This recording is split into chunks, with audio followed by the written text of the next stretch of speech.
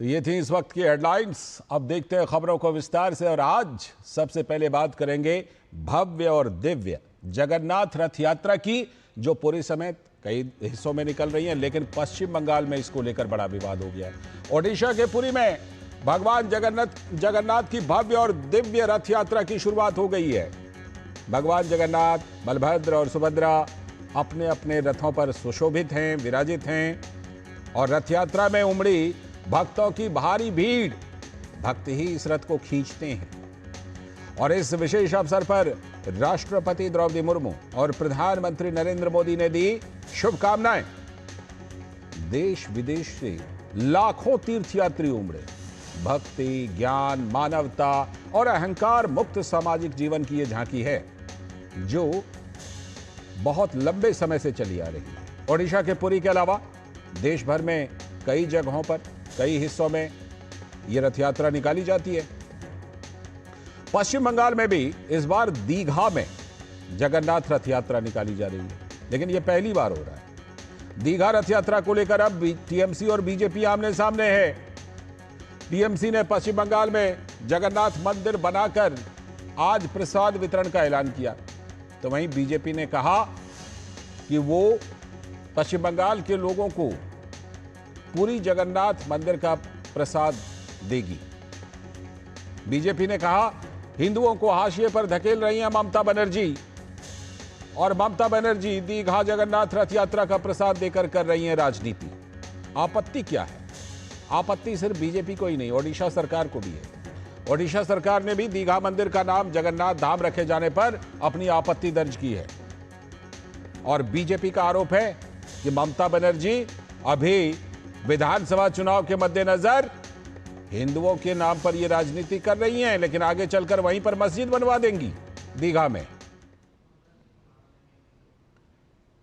लेकिन इन सबके बीच जो राजनीतिक विवाद है वो अपनी जगह। जगन्नाथ रथ यात्रा को लेकर लोगों में, श्रद्धालुओं में काफी उत्साह है। ऑफ कोर्स एक्साइटमेंट तो बहुत है, बिकॉज जगन्नाथ जी आ रहे हैं, पूरा दुनिया का मालिक आ रहे हैं, तो ऑफ कोर्स एक्साइटमेंट ज्यादा ही होगा। ये जो सेवा करके जगन्नाथ जी के सामने बड़े दांड में बड़े ये में आनंद लेते हैं, जो इसका अनुभव कुछ अलग है। I am feeling blessed that I am here and I'm feeling very overwhelmed that I'll be seeing Jagannath ji in person. So I'm really happy. ये साल में एक बार होता है जहाँ पे इसकी कहते हैं कि जगन्नाथ जी सभी भक्तों को, सभी कास्ट को, सभी इसमें यहाँ पे जात पात नहीं देखते और सभी लोग को दर्शन यहाँ पे देते हैं। Now I miss so much India all the time that in every festival like today, Lord Jagannath is coming out because we foreigners cannot go inside the temple.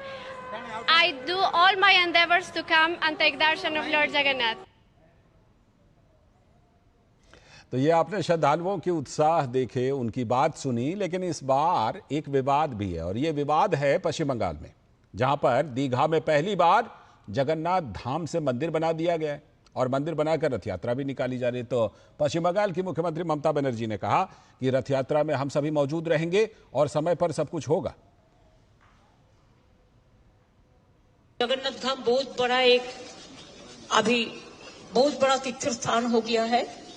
कल तो हमारा सोजा रथ है, इसके लिए वो रथ यात्रा में सिस्टम है कि जगन्नाथ देव, बलराम, सुभद्रा वो जाते हैं, मासिर का घर जाता है, तो इधर से जाएंगे। सुबह से कार्यक्रम शुरू होगा जो पुरोहित लोगों ने करेंगे, और रथ यात्रा जो है सकाल 9 बजे से कार्यक्रम शुरू हो जाएगा। लेकिन 1 किलोमीटर, पौने 1 किलोमीटर का रास्ता है, इसी के लिए हम लोग पूरा सब मिलके, हमारा पूरा मिनिस्ट्रियल एक टीम आया, हमारा ऑफिसर्स का पूरा टीम आया, पुलिस का टीम आया, जो इस्कॉन माशीबाड़ी जो हमारा जो टीम है वो भी सब आया। वो लोग सब तैयार कर लेंगे और हम 4 बजे तक यात्रा समापन करेंगे। लेकिन जैसा कि हमने बताया कि पश्चिम बंगाल में विवाद है इस रथ यात्रा पर। पश्चिम बंगाल में बीजेपी के नेता शुभेंदु अधिकारी ने कहा कि अपने धर्म को तोड़ने की कोशिश कर रही हैं ममता बनर्जी। हर हिंदू त्योहार में हिंदू पूजा में रुकावट डालने का काम ममता की पुलिस कर रहा है। 629 इयर्स ओल्ड रथ यात्रा का जो मेला, वो परमिशन नहीं मिला है मालदा का जालालपुर। रथ का मिছিল रोका है, बोलो नहीं करेगा, लेकिन हम लोग सुनने वाला नहीं है। रथ यात्रा का जुलूस निकलेगा, जहां पुलिस रुकेगा वहां ही प्रभु जगन्नाथ देव का नाम संकीर्तन होगा। वो प्रसाद नहीं है, मिठाई है, वो हलाल खा रहा है, मुसलमान लोग बना रहा है, डिस्ट्रीब्यूट कर रहा है, ये नहीं हो सकता। आपने धर्मों को ममता बनर्जी तोड़ने का कोशिश कर रहा है। We are not allowing this. तो जैसा कि आपने सुना, पश्चिम बंगाल में इस रथ यात्रा को लेकर एक विवाद, और ये सिर्फ टीएमसी और बीजेपी का नहीं बल्कि ओडिशा सरकार ने भी आपत्ति दर्ज करवाई है। और इसी पर बात करने के लिए हमारे साथ प्रसेनजीत बख्शी, हमारे संवाददाता कोलकाता से, और हमारे सलाहकार संपादक विनोद मिश्र जी भी स्टूडियो से जुड़ चुके हैं। मैं पहले प्रसेनजीत दा के पास चलता हूं। प्रसेनजीत दा, जरा पहले हमारे दर्शकों को इस बारे में बताइए कि दीघा में मंदिर बनाया जाता है, मंदिर का नाम जगन्नाथ धाम रखा जाता है, जगन्नाथ यात्रा निकाली जा रही है, और इसे क्या कहें, सुखद आश्चर्य बोलूं क्या बोलूं कि ममता बनर्जी खुद उसमें शामिल हो रही हैं, प्रसाद भी घर घर पहुंचा रही हैं। दादा, क्या है ये मंदिर बनने की कहानी, और क्या है इस पूरी सारी चीजों के पीछे, जरा उसको हमारे दर्शकों तक रखिए पहले। देखिए लालचाँद, सब विनोद सबको और हमारे सारे दर्शकों को जय जगन्नाथ। आपको भी बहुत बहुत शुभकामनाएं सर। मैं तो ये सवाल का जवाब अभी तक मुझे नहीं मिला। देखिए लालचाँद, बंगाल मातृशक्ति का जगह है। मैं भगवान जगन्नाथ की कोई आलोचना नहीं कर रहा हूं, लेकिन एक बात को समझना जरूरी है। ममता क्यों इस तरह की जो उनकी रवैया है, ये क्यों कर रही है? अगर यहाँ पे किसी काली माँ का मंदिर बनाया जाता तो हमको समझ में आता, दुर्गा माँ का मंदिर बनाया जाता तो हमको समझ में आता, माँ मनसा का मंदिर बनाया जाता तो हमको समझ में आता। लेकिन ये जगन्नाथ पुरी का मंदिर का रेप्लिका एक सांस्कृतिक ट्रस्ट के नाम पर बनाकर सरकारी खर्चे से हिंदुओं का जो हजारों सालों की इतिहास है, इसको इस तरह से तोड़ मरोड़ कर यहाँ पे सिर्फ राजनीति है या यहाँ पे और कुछ भी है? जगन्नाथ धाम हिंदू संस्कृति में, हिंदू धर्म में 4 धाम है, 12 ज्योतिर्लिंग है और 52 पीठ है। आप एक जगह पे डुप्लीकेट ज्योतिर्लिंगो बना नहीं सकते, एक जगह पे आप डुप्लीकेट वेटिकन बना नहीं सकते। आप एक डुप्लीकेट धाम क्यों बना लिया? इतने सारे देव देवियां होते हुए भी आप एक डुप्लीकेट धाम क्यों बनाया? क्यों आप जबरदस्ती कर रही हैं कि वहीं पे इसको जगन्नाथ धाम ही कहना चाहिए? क्यों आप सरकारी एक जगन्नाथ पुरी मंदिर की तरह देखते हुए एक इमारत बना के उसको मंदिर की दर्जा देने की कोशिश कर रहे हैं? क्यों हम सरकारी खर्चा नहीं कर पाएंगे, इसीलिए वहां पे एक कल्चरल ट्रस्ट बना के उसके जरिए आपने खर्चा किया है? क्यों अपने सरकारी सारे सिस्टम को इस्तेमाल करके लोगों की घर में प्रसाद के नाम पर लोकल मिठाई की दुकान से मिठाई भेज रहे? लालचाँद, ये सारे मैं बीजेपी तृणमूल के बीच नहीं जाना चाहता हूं। मैं बंगाल के लोगों के पास मेरा ये सवाल है कि इस सवाल का जवाब ये क्यों इतने सारे क्यों का जवाब मुझे अभी भी नहीं मिला। बिल्कुल। और जब 3-4% हिंदुओं की वोट के लिए, मुझे तो लगता नहीं है इसके पीछे और कोई कारण है। जब दादा आपके पास ये जवाब नहीं है तो देश की जनता के मन में तो और कितने सवाल और बंगाल की जनता के मन में होंगे, मैं वो समझ सकते हैं। मैं लौटता हूं आपके पास विनोद जी। एक तरफ श्रद्धालुओं में जबरदस्त उत्साह, जैसा कि हम जानते हैं कि ये कितने धार्मिक महत्व की ये यात्रा है, और इसीलिए अभी जिस बात का जिक्र प्रसेनजीत दा कर रहे थे, केदारनाथ धाम का रेप्लिका बनाने का विवाद एक बार हुआ था जब दिल्ली में उसका रेप्लिका बनाया जा रहा था, तो बाद में ये क्लियर हो गया कि नहीं, वो रेप्लिका नहीं होगा, उस मॉडल पर मंदिर जरूर बनेगा और उसका नाम केदारनाथ धाम नहीं रखा जाएगा। लेकिन प्रसेनजीत दा क्या बता रहे हैं कि ममता बनर्जी और टीएमसी वहां पर अड़ गई कि जगन्नाथ धाम ही रखेंगे। तो ये सिर्फ टीएमसी और बीजेपी का मामला नहीं, बल्कि ये लगता है कि इसको कहीं ना कहीं, क्योंकि ओडिशा में बीजेपी की सरकार है, तो उनके साथ टकराहट और कुल मिलाकर के एक हिंदुओं में भी कंफ्यूजन बनाने की कोशिश है क्या? लाल जी, सियासत अपनी जगह। आइए लौट चलते हैं उड़ीसा के पुरी के उस जगन्नाथ धाम के और उस जगन्नाथ जी की यात्रा पे। बिल्कुल। और ये यात्रा भक्तिमय वातावरण में सराबोर कर रहा है, पूरी दुनिया को अचंभित करने वाली ये यात्रा है। हर साल ये यात्रा निकलती है, लाखों श्रद्धालु इसमें जुटते हैं, देश दुनिया के। आप इस भीड़ में आप ये संगम देख सकते हैं, मानव सभ्यता के एक संगम के रूप में आप महासंगम देख सकते हैं कि इसमें आप पहचान नहीं सकते हैं कि कौन किस जाति का है, धर्म का है, मजहब का है, आस्था का है।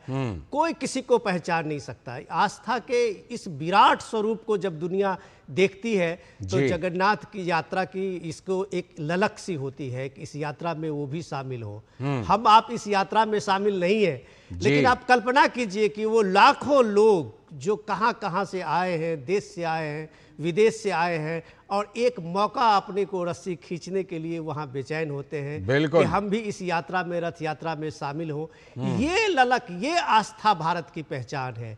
ये आस्था भारत की सनातन संस्कृति को एक गौरव प्रदान करता है। तो आप इस चीज को देखिए, सियासत ममता बनर्जी क्या कर रही है मुझे नहीं लेना देना।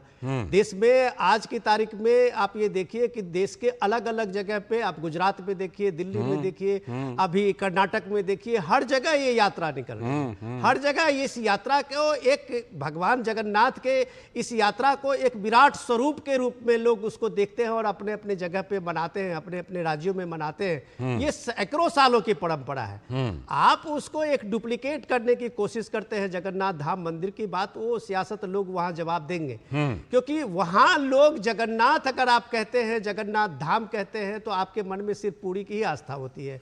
आप अगर केदारनाथ कहते हैं तो बाबा केदारनाथ धाम ही आपके मन में आस्था जगती है। ये किसी के डुप्लीकेट करने से बात नहीं बनती है। रही बात, ये देखिए कि इस यात्रा का महत्व देखिए और इस विराट स्वरूप और इसके आयोजन को देखिए। ये कोई सरकार तो इसमें एक फैसिलिटेटर की भूमिका में हो, ये जो लोगों का, समाज का, अभी एक सभ्यता का, ये अपने परंपरा और अपनी संस्कृति के लिए किस तरह का एक मेला और किस तरह की यात्रा का आयोजन का एक विराट स्वरूप आपको जब पुरी में दिखता है तब आपको लगता है कि ये भारत है। तब आपको लगता है कि इस रथ यात्रा में देखिए कि भगवान श्री कृष्ण का एक ये फैमिली मामला है कि भगवान कृष्ण अपने मौसी के यहाँ अपने भाई और बहन के साथ जाते हैं और उस जाते के क्रम में वो यात्रा है, 12 दिन की यात्रा है, फिर वो अपने मंदिर में वापस लौटते हैं। और इस 12 दिन का जो उत्सव है पूरे जगन्नाथ उड़ीसा में, इस 12 दिन का जो उत्सव है पुरी में, मुझे लगता है कि देश का हर एक आदमी उसका एक झलक लेना चाहता है। वो इसलिए कि भारत की जो परंपरा है, भारत का जो ये गौरव गान है, भारत की जो ये ख्याति है, वो जगन्नाथ जी से है, वो जगन्नाथ यात्रा से है, वो हमारी परंपरा और संस्कृति से है। लालचंद जी, यही सनातन है, यही भारत है, यही भारत है जो कि दिखाई पड़ता है अपने दिव्य रूप में, भव्य रूप में, विराट रूप में। और जो कि आपने जिक्र किया विनोद जी कि जो करोड़पति अरबपति होता है और जो साधारण से साधारण होता है, सबके मन में इच्छा होती है एक बार सब एक साथ रस्सी खींचते हैं। वही मैं कह रहा था कि सबके मन में इच्छा होती है, चाहे वो अरबपति हो, कि एक बार वो रस्सी को मुझे भी छूने का, हाथ लगाने का अवसर मिले। ये अपने आप में विराट है, दिव्य है, भव्य है, भारतीयता है, सनातन है, जिसकी झलक और ये आप अभी अपने टेलीविजन स्क्रीन पर देख भी रहे थे। इस यात्रा के महत्व की बात अगर हम करें, जिस तरह से आपने कहा कि काफी ये इसकी जो जड़ें हैं वो काफी गहरी हैं, इसमें इस यात्रा में यह भी संदेश है। आज जैसे कि हम जानते हैं कि जो बातें होती हैं, अभी हमने कुछ दिनों पहले जो संगम था वहां पर हमने जो महाकुंभ में देखा कि कौन क्या है, कौन किस जाति का है, कहां से आया है, उसकी पहचान क्या है, कोई मायने नहीं रखती। वैसा ही स्वरूप इस रथ यात्रा में दिखाई पड़ता है कि देश विदेश से कौन किस बैकग्राउंड से है, कौन किस जाति से, कोई मायने नहीं रखता। वही चीज हमें दिखाई पड़ती है।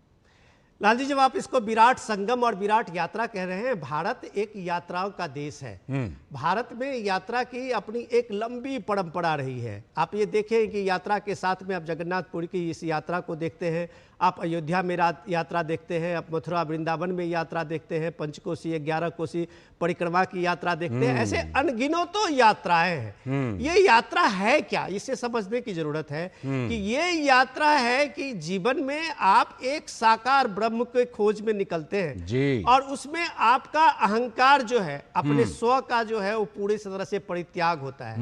आज जगन्नाथ जी के इस यात्रा में आप ये देखिए कि पूरी यात्रा में जो लोग आए हुए हैं भक्ति के उस माहौल में, अध्यात्म की चेतना को जगाने वाली इस यात्रा में आप ये देखिए उनके पास उनका कोई अहंकार नहीं है, बिल्कुल कोई स्व नहीं है, कोई इस बात का ये नहीं है कि मैं कौन हूं। वो सब कृष्णमय बना हुआ है जी। वो सब एक भीड़ का हिस्सा है, बिल्कुल। वो सब इस ब्रह्मांड का एक हिस्सा अपने को मान के और भगवान जगन्नाथ के वो परिवार के रथ को खींचते हुए आगे बढ़ते हैं। ये निराकार जो ब्रह्म की बात आप कल्पना करते हैं, चेतना की बात आप कल्पना करते हैं, प्रकृति के साथ समन्वय की कल्पना करते हैं, तो मुझे नहीं लगता कि जगन्नाथ जी के इस सालाना फेस्टिवल रथ यात्रा से बड़ा कोई फेस्टिवल इस देश में कोई होता होगा।